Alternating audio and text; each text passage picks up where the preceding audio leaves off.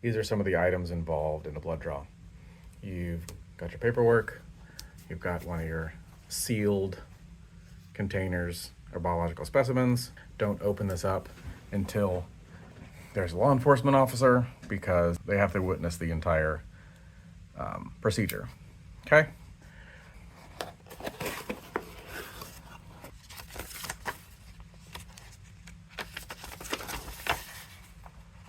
You've got instructions, medical personnel, an investigating officer.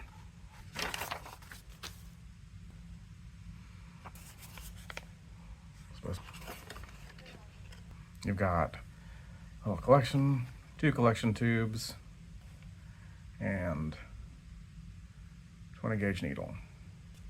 Iodine, not alcohol. Really important that we don't use alcohol because this is an alcohol blood draw. Kit box shipping seal, evidence, the little bag. Per the instructions, rotate this and take this part off. This is going to twist into here. Then needle comes off. Stick a tube. Rotate it a couple times. Then do the other one.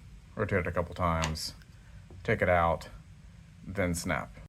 Once the evidence is collected, you have subject's name, your initials, the time it was connected.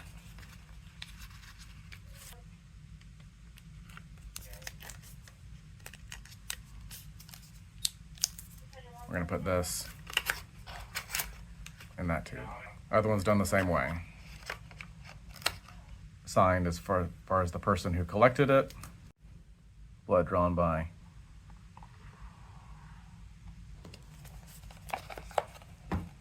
One of the pieces of paperwork is the Florida Department of Law Enforcement Alcohol Testing Program certification of blood withdrawal.